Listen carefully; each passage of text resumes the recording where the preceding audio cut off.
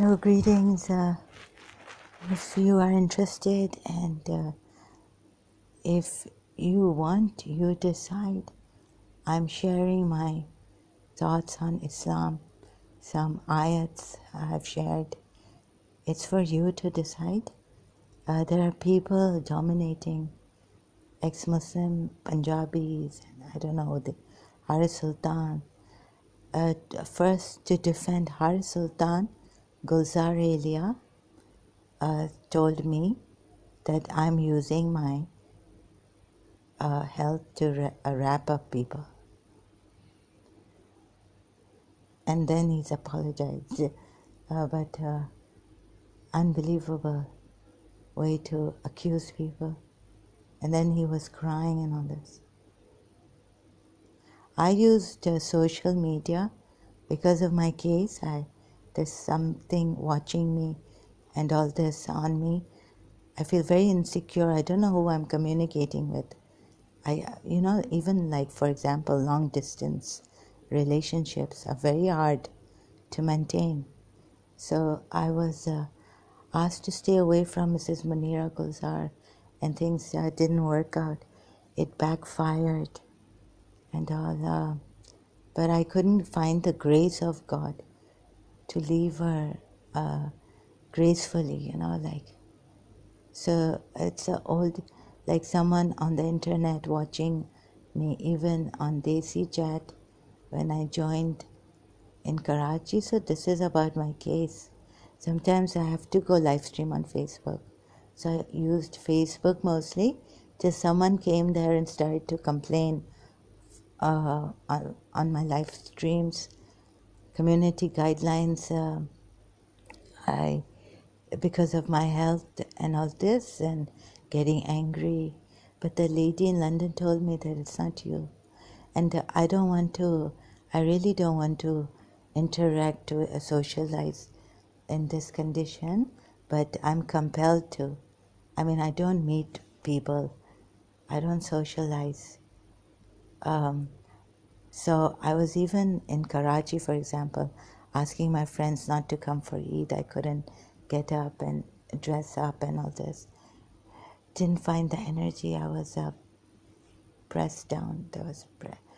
And also an ex-friend of mine. I didn't want to see her because it would aggravate my health, and whatever she said would stick to my mind, and I would also suspect her to be a part in this, my health deterioration and all. So I didn't want her to be the mediator between me and Mrs. Munira Gulzar. I didn't trust her with, completely. Although I forget and I forgive, I used to forgive and open my heart to my friends and all that. But there was someone I found out that I should keep my secrets to myself.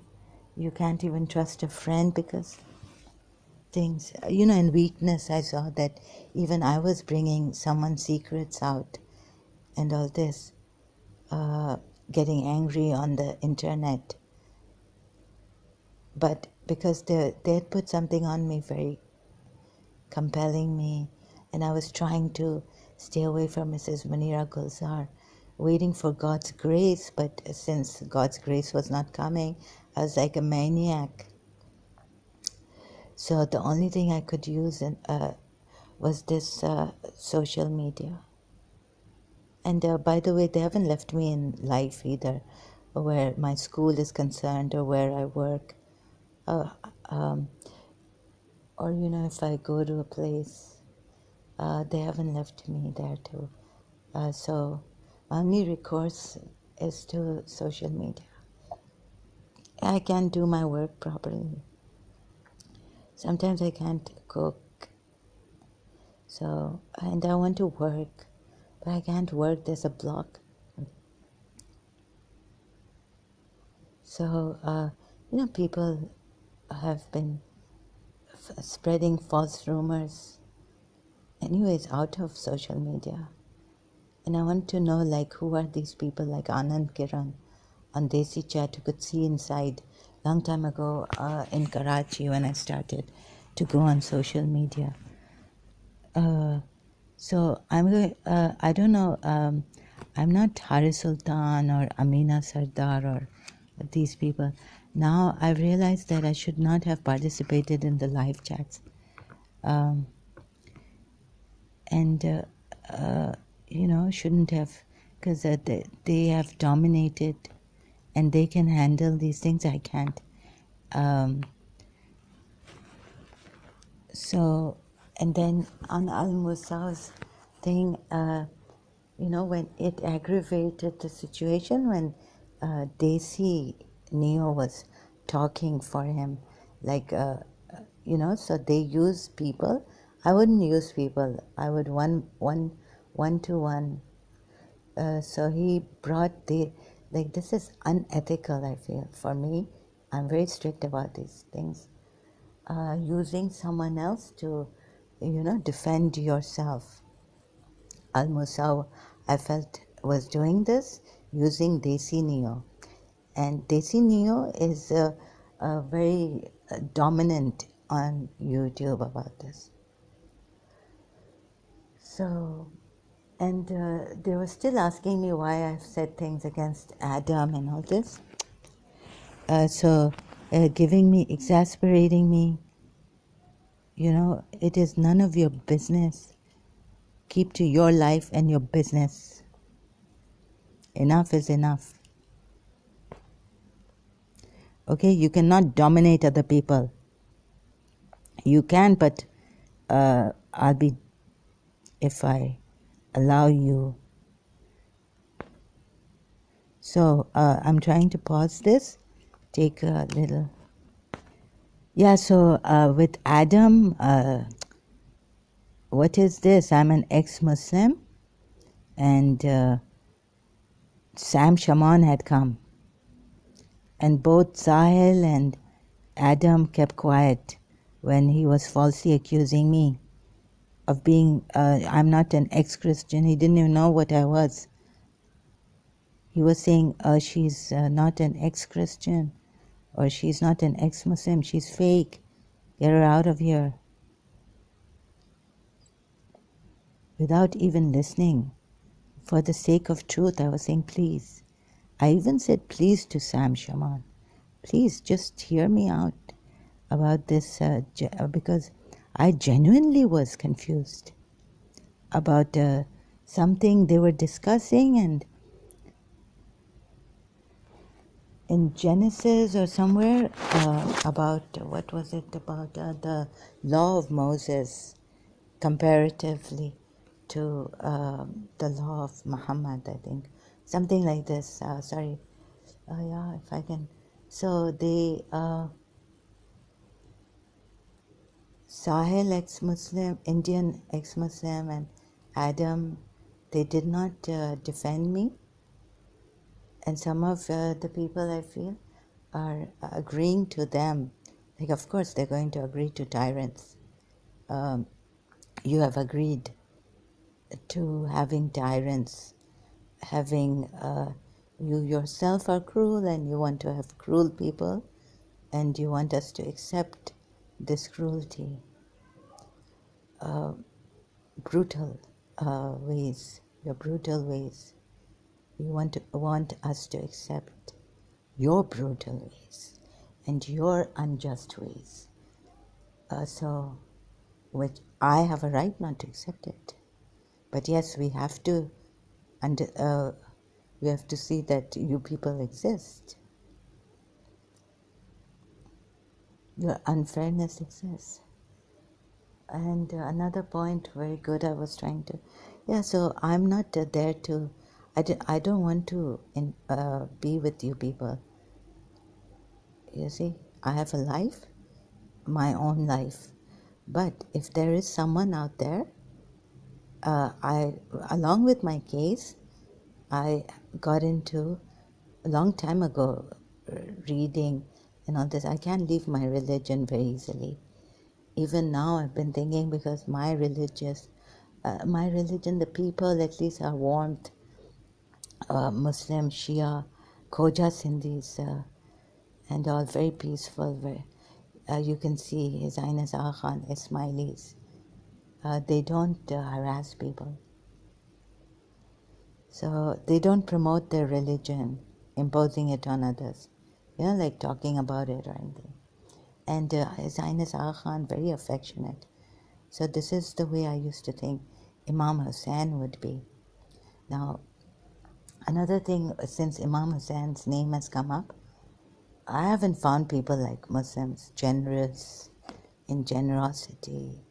And, like once we say our prayers and then we go out and we work. 5 times it gets in the way, but we manage. Right? In the secular system, we fall backward. But if we're working, yes, and many are working now, even in wherever they are. Ladies are working, females are working. But we were told balance, there should be a balance between religion and the world. So 5 times, maybe you can. I'm not imposing it on you. I'm just giving my thought out. So it's not like मैं अपनी मनमानी कर रही हूँ, but I feel it's I have a right to give my opinion that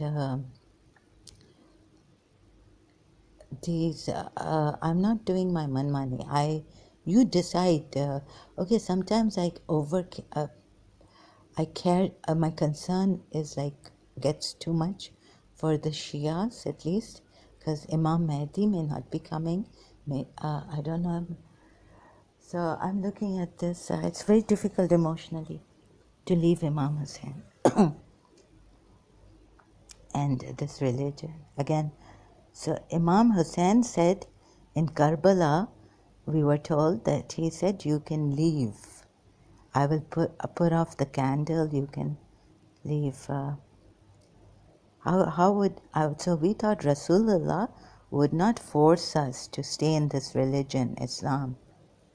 But it seems that also another thing, Zainab bin Josh, like I can't find a verse directly saying that, but there's a verse saying in Ayatul Kursi, we say there's no compulsion in religion, and we used to use that. And Surah Kafirun, for you your religion, for me my religion. So from the Sunni hadiths sources, there's a lot of this that you can't leave this religion. Then I asked a cousin, so this is hearsay, a Shia cousin who lives in Oman. So he told me, no, if you leave religion, this religion, Shia religion, there's a punishment for it, death penalty. So that shocked me, and then I found out in Wikipedia that the Jafri sect, Shia sect, another way of calling the Shias, Jafri sect, they also have death penalty if you leave this religion for apostates. So there's this. I was confused. Imam Hussain in Karbala said that, and he's an imam after Prophet Muhammad. But he's an imam. He can make changes in the religion. Right there with the, for example, I don't know what changes he can make in the religion, or whether I'm right about this. But then the Sunnis will say the Shias are doing bid'at and innovation, bringing new things in religion. However, I don't know how he can. He doesn't introduce any new thing. I don't know how he can, not changes in the religion, but every hour is better than the one that has gone by. I don't know how you can put that, so please disregard disclaimer. What I'm saying right now, I'm confused about this. Anyways, it's like Allama Rashid Turabi in one of his majlises was saying that if like God, like nature has my mother and father biological. But if Imam Ali says that your father is not your father, that biological link is also cut off. Like, so in you go to Surah, that verse in the Quran where God tells Nuh that, no, he's not your son, he's not from your family. Meaning he's not your son anymore, he's not from you. Disowned, totally disowned. So, that Imam Ali had the power, but they wouldn't bring it into practice, or something like this. Allama Rashid Turabi was explaining in his majlis. If I'm wrong, please, and I don't know which majlis, so I cannot give you the name of the majlis. It's recorded it's put in a tape that my father had, and I was listening to it. So sorry I brought this out, but I have no reference to the majlis. And so in this madness, very quickly I took a shortcut, like recently on live stream. Like I was like, Shias? Wow. So I acted funny because I'm still in a shock, some stage of a shock. So I feel if I can say, maybe it can help someone, I'll be much grateful, appreciative. I'm not forcing you to leave your religion or anything of that sort. It's for you to decide. If I don't say this, anyways, I shouldn't be. I felt that people are dominating now. They've taken up this. They're doing the work, and they're appreciated on YouTube. So, but I'm different. I don't even have 1,000 followers to come live stream or do anything like this. Sometimes it gets to me, the people that are dominating it now in this emotional insecurity. Otherwise, I would just walk away. But I'm just sharing my thoughts. This is a brutal world, I feel. I still feel that these people, they're dominating. They're not cooperating. Like Haris Sultan. Only Ghalib Kamal little bit cooperated when I was very angry at once. Once I was really angry at him. And I was just waiting for his live stream to come, and I would have joined him and given him, even I want to, pay for it and not go free.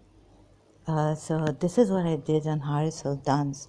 I took the membership, I cancelled it, but the membership was on, and then I went on his live stream to question him about I said, this video could be fake, and how are you equating Modi with Zia-ul-Haq?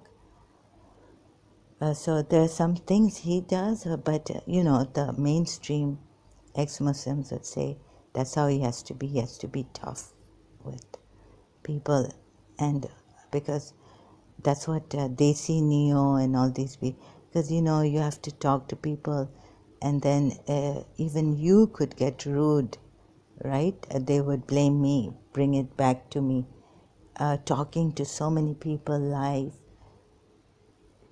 But even if I come live, I'm not feeling well, and I feel a more compassionate understanding is needed.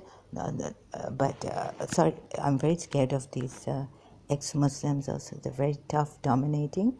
They want, they say we have to be tough. It's a debate. In a debate, someone was explained, again this Desi Neo on I think Gulzar area or some other place, it's a debate, you have to. I said, I don't agree to a debate. I'm Jiddu Krishnamurti type, and I'm a one person. I'm alone, so I don't agree to their ways. I don't have to agree. You can't force me to agree. And you can't say they are right and you are wrong. Because I know I'm right, they are wrong. And if all these people, like, someone saying that you are great in your own way, Arif Sultan is. I'm not great or anything, but I don't know how to say this. You might not, you can disagree or whatever you like. It's your life.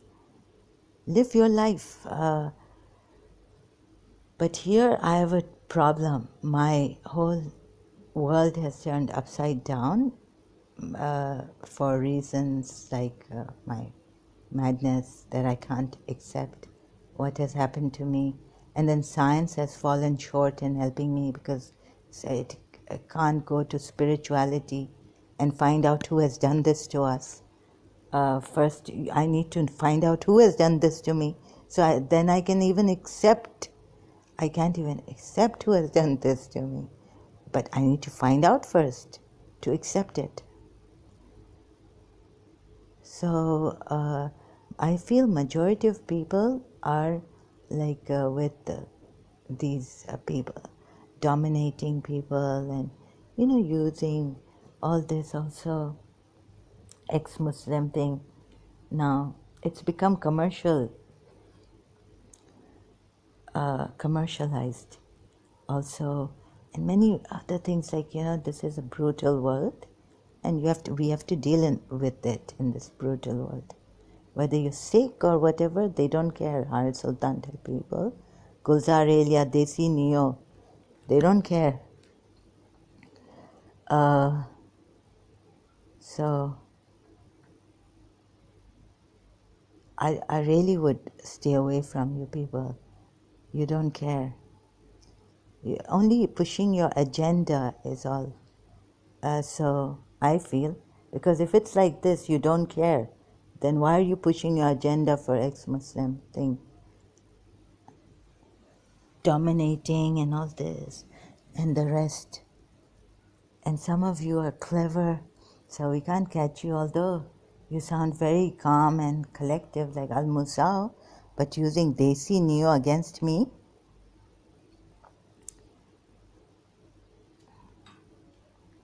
So I could say that you people should, because the topic was brought out by Al-Musao, I felt this was a great topic, and I even said there in the comment section, I had to.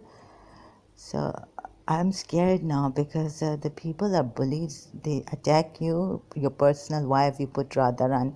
Why have you put T there? Why have you put Saurabh? Is Saurabh your near? Do I ask you, going out of my way, why have you put this? Why have you put that? So stick to the topic. But now I know. I didn't know that Al-Musa's thing was an open live chat, and he didn't have moderators until I was told by his stooge, Desi Neo, his defender, and told. So the thing is that you people are really cruel, I must say. I found out. Even calm ones are very clever, cunning.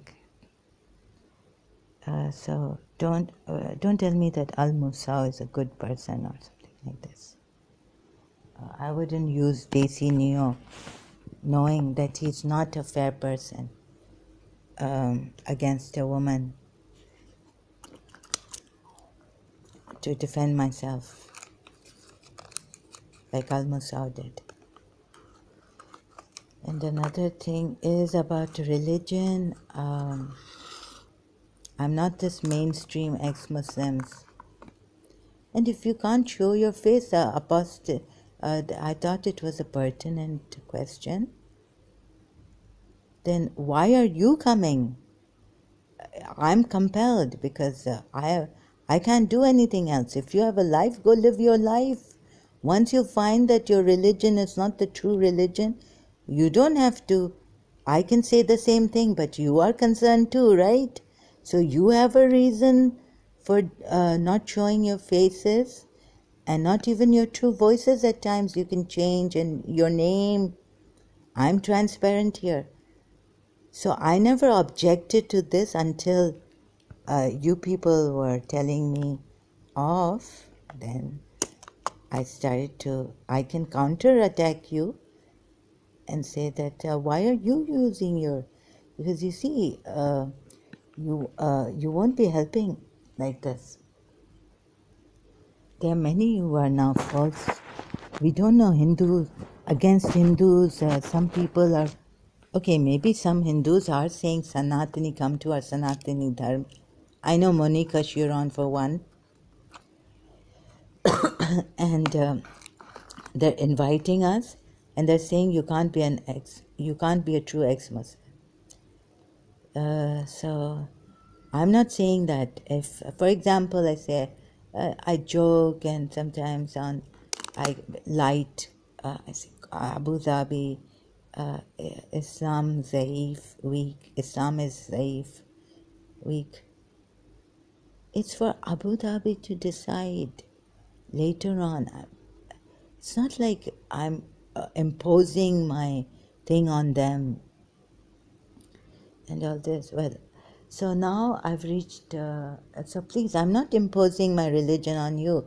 I may be overprotective about Shias and the Shia killing, and Imam Mahdi is not going to come, and we waited for God to, the Lord, when the Lord cometh, the Lord of the earth. Imam Sahib Zamani didn't come. And maybe Shias would be waiting and waiting, and I know how we call on him with so much honor, respect, bowing down in ziyarat and all this, right?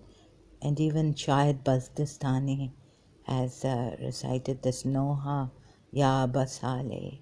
Like abhi to सांसें भी हमारी हमें काटने लगी हैं.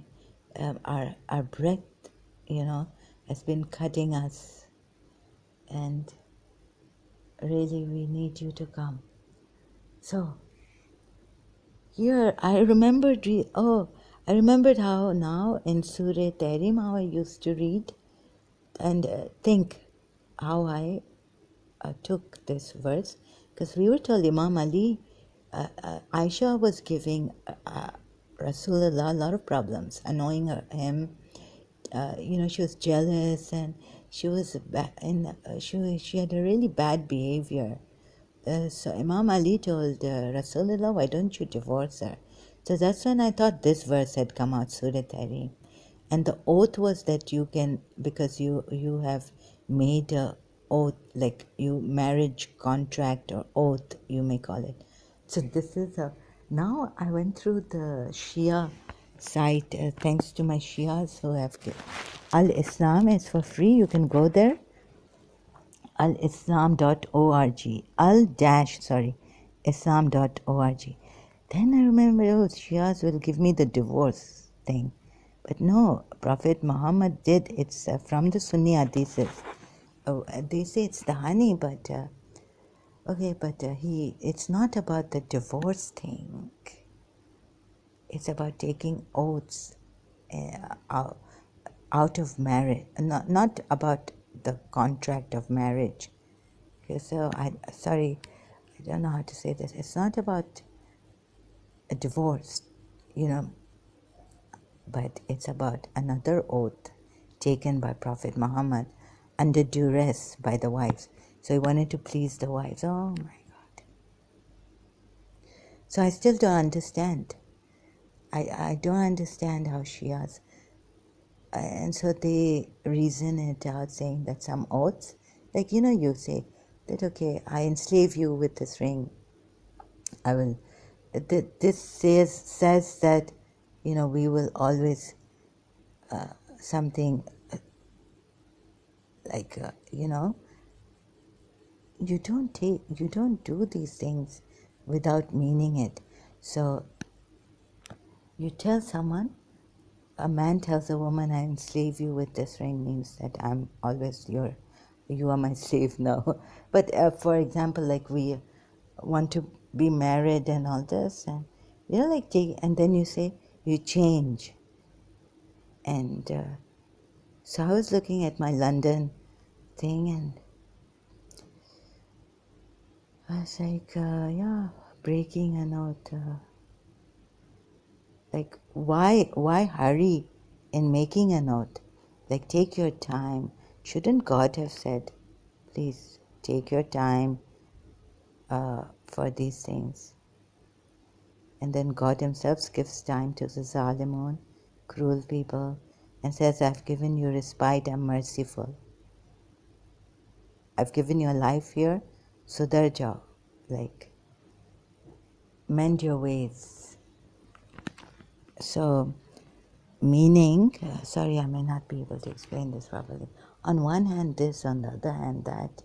So why couldn't God say, no, don't take oaths, even under duress, like if you're really, really under duress, and they force you to take, like they say, promise me you will not do this, otherwise your life is in danger, I'll kill you.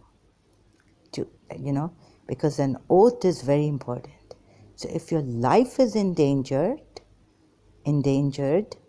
or in danger,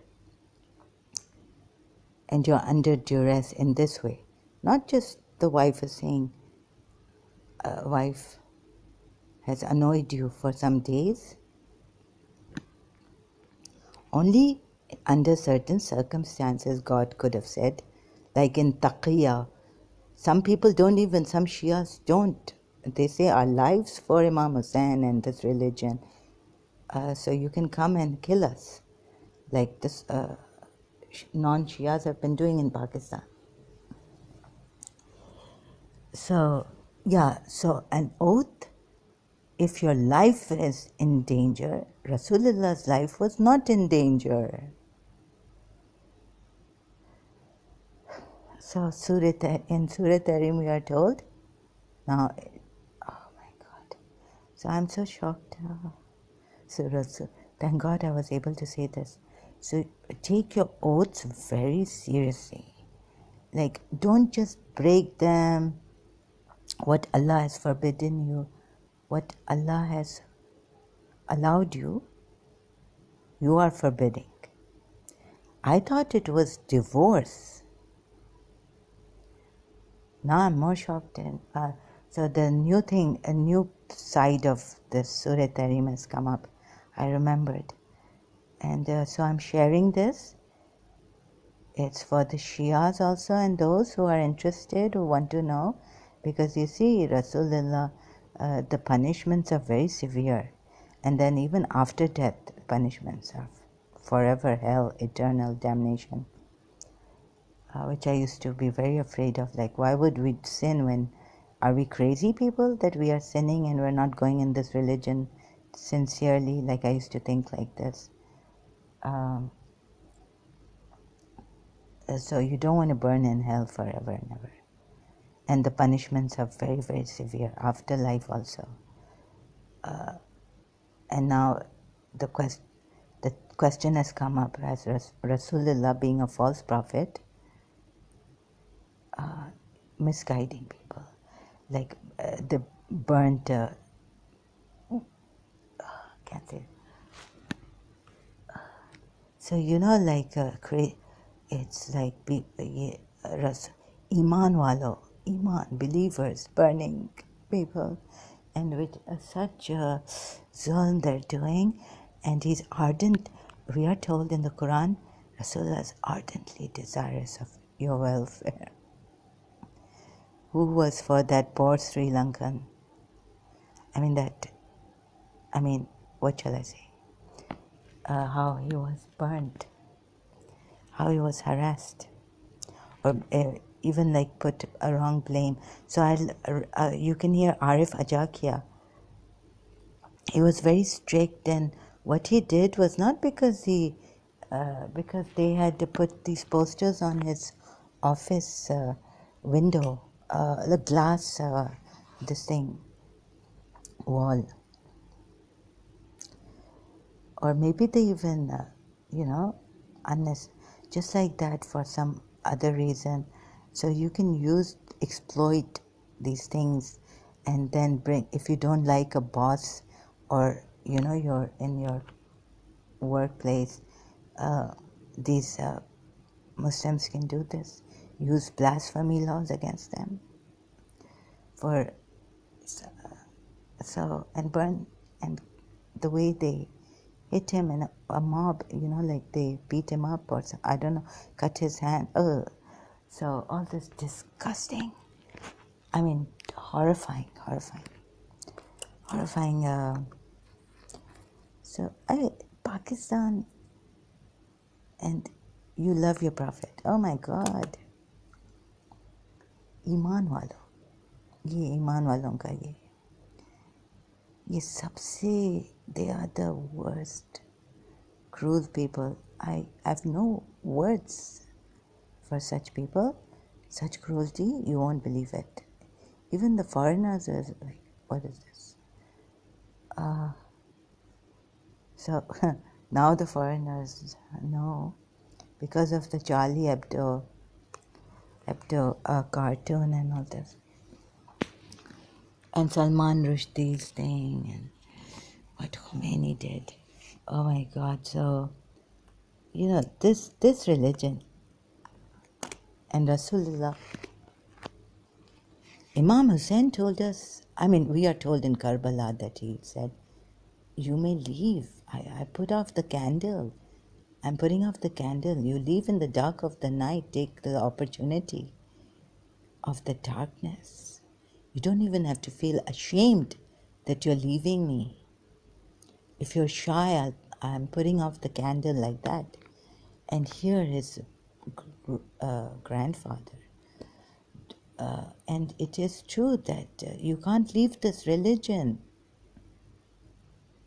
if you do, on the basis that you find this prophet false.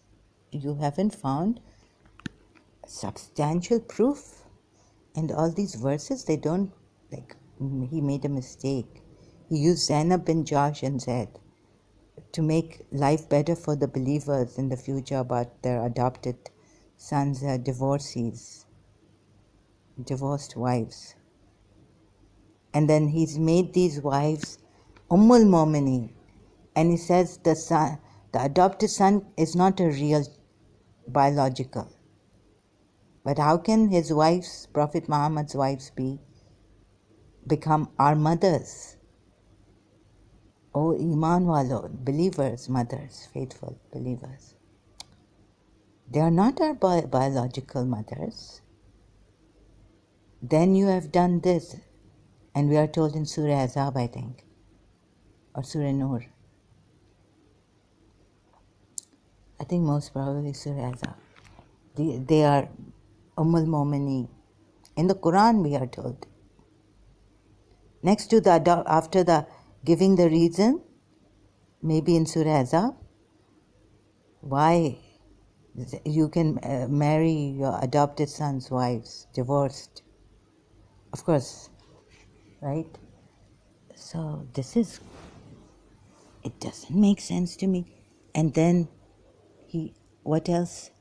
So Shias, where is your reasoning power? We were eloquent, peak of eloquence, intellect. Where is your intellect? Or okay, I'm not saying this to embarrass or humiliate you. Another thing is, if you want to faith but we were told we came in faith first using our reason also, reasoning powers, not banking too much on the miracles. But reason fails here. So even if we balance faith and reason, we take it together, reason fails here to see in Surah Azab. On one hand, you're making Ummul Mominin, Prophet's wives, as mothers of the believers. On the other hand, you're saying Zaid is not your blood son, your biological, your, natural son. And therefore, no one can marry even after Prophet Muhammad dies. No one could marry his wives because they became the believers' mothers very conveniently. I mean, I have to say this, like, I don't know. So sometimes I have this, it just comes out. I don't want to be rude. Very convenient, huh? So look what Prophet Muhammad did. That's unfair. I mean, what I mean to say is, he didn't want anyone to marry his wives. So he got Allah to make them mothers of the believers, faithful believers. But he who said, adopted him, made people a witness. Then conveniently Allah's verse comes that no, you don't do this. Doesn't make sense. And you made an unintentional mistake. God is, what a spoiler. I mean, लाडला है खुदा का क्या है? But if he wants, he's the beloved of God. But is this fair? I mean, at least if I love someone, I would be very strict about my loved one. I would not favor them. That's what we were told. Imam Hussain did not favor his children over the humanity. But here we see God is favoring Prophet Muhammad over people like Zainab bin Josh, or, mostly Zaid, because then he married Zainab bin Josh and he made it easy for the believers. Easy for the believers. So yes, they put there, made it easy for the believers in the Quran, Surah Azab, and you are really, but he made it hard. The Prophet's wives, you cannot marry. Imagine what age Aisha must be when he died. You can't marry the Prophet's wives. And he could have said you can't marry Prophet's wives, but what a clever man. And his Allah makes the wives mother of the believers. Here he says it's convenient for the believers, we've made it convenient for the believers to marry the adopted sons, divorcees. Oh. And for the Shias, have you not read in Surah Azab that Prophet Muhammad it doesn't say, but it refers to Prophet Muhammad. He made a mistake, unintentional. For that, he's forgiven. He's not even forgiven, like it is not even forgivable. He made an unintentional mistake. A godly conscious person who knows the Quran from Surah Muzammil, we are told. He made a mistake. Yeah, he's after all a human being. I don't know what your reasoning is.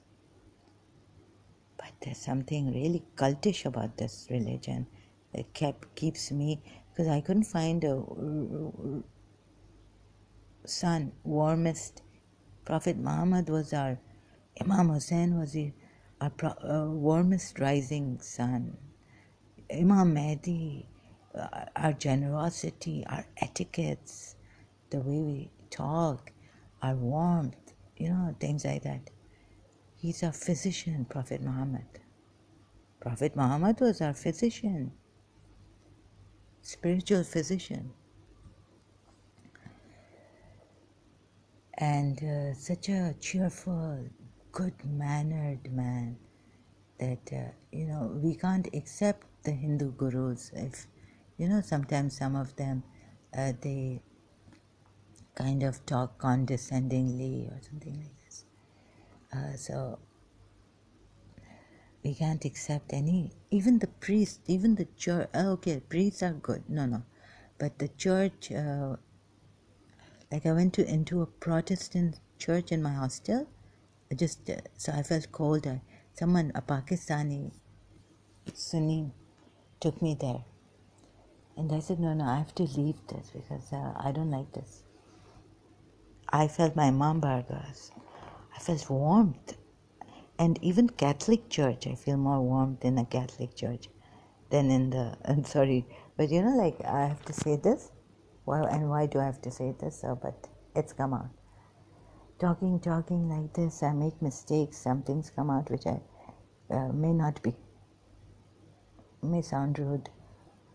So I don't mean to be rude with the Christians like that, but not Sam Shamoun, excluding Sam Shamoun and these type of Christians who are after the Muslims, change your religion, bullies, false accusers, and shameless, so guiltless. So this is it. And so Surah Tahrim's thing. So even if it was for divorce, I think you must not take an oath like that unless your life is in danger. Not your peace of mind, but your life in danger. Okay? Oaths should be taken very, very seriously. Otherwise, when you take an oath, it means that you're swearing on God or something. You're taking an oath. I swear by like Salman, I swear by my prophethood, truth. In this dua yastashir, let me tell you the benefits of this dua, encircling and the sound of this dua, God knows what. So Rasulullah, I have this dua book and I left it back in my residence country. Rasulullah swears by his prophethood. So this kind of, by Allah, Wallah al-Azim, or Wallah, I won't do this, Wallah, meaning by the sake of Allah, in the name of Allah. And don't you think that only if your life is in danger, you can, if you're under duress for that, you can take an oath. But like this, lightly here and there, your peace of mind, what peace of mind is in this thing? You have so many wives, you must take the responsibility for marrying so many. You forced Zainab bin Josh to get married to Zaid. That marriage didn't work. Shias also, not only Sunnis, Shias also, he's infallible. So on that lines, they have been unnecessarily defending Prophet Muhammad. I mean, what reasoning?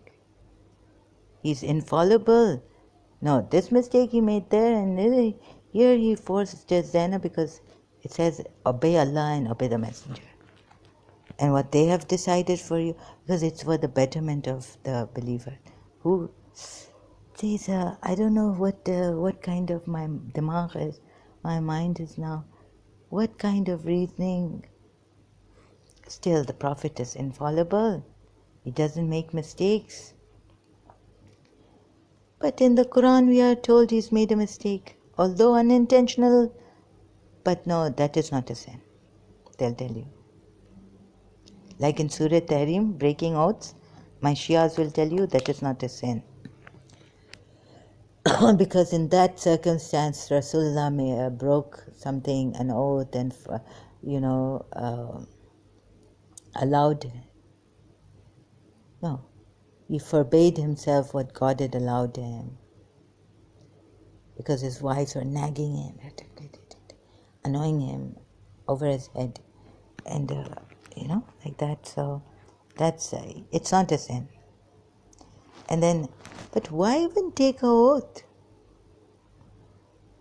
Just say, we don't. Would you ask, promise me, this is so childish, promise me you'll never do this. Sometimes the person, be adults, grow up, in this wisdom, mature, be mature. Sorry, I don't mean to say grow up in that way. I mean to say maturity, I wouldn't make a promise. I remember someone, I told him I can't promise you, because you see, I don't know what could, I'm not well, something, my head, I'm not that capable of making such a promise that I will not that I will not stop talking to you or something like this. So I told him I cannot promise you because mera bhi dimag voltage or something, and my mind, I, so, yeah, so you see, don't make oaths. Now I'm kind of, sorry. So this is how much I'm sharing, and I'm not imposing or anything.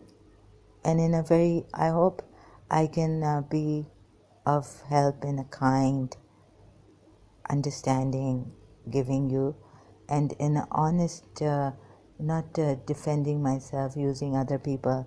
I stand alone in this. Hopefully, I don't want to use people to defend me, and as honest as transparent as I can get. And thanks for the social media. Thanks for bearing with me and giving me this so I can stay away from at least a little bit. My mind gets off this watching thing and communication telepathically, all this madness here, or things happening, weird things. So for my time, I mean, what can I do? But put it in, come here, or even if I'm able to use it to, maybe it could help one Shia out there, one Sunni, I don't know. So I would be so, I cannot say in words, so appreciative, so grateful, and that but once you lose your bearings from your religion, then it's very difficult. It's it feels like you're falling, and there's no ground. So when Hindus, I guess, but you see, that's not the reason why we should become Sanatanis. If we're falling, then I would take Dr. Deepak Chopra's book, and from that book, I would say that be in this uncertainty. Be in this uncertainty. Don't force solutions right now. Jiddu Krishnamurti also said, like forcing solutions. Someone did say it would, too quickly, it would backfire. It's not good. So someone, if you can see this, I'm not saying do this and don't, but just suggestion. It's a suggestion.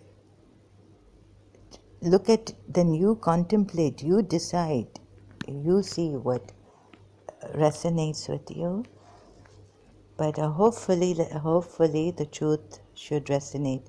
We have the courage to face the truth. May we have the courage. So my prayer, of course, I believe in a God, divine entity. So hopefully, let's see. Which God do I believe in? Someone who hears prayers, who will help out, who will give us some spirit, strength, insight to take the truth, even if it be against ourselves, like in the Quran verse. That was a good verse, actually, a prophet, Muhammad. But nothing, if you go deep into this and realize he could have copied it from someone, I don't know. There were many poets there in that era, in Arabia, pagan Arabia. And he's put everyone they were all wayward. Surah poets. Shuara hai ya Shura. Shura is council. Shuara. Surah poets, oh God. All wayward. Only my book. So now that you know, that I know, I have to see deeply, again tell myself, do you see this or do you not see it?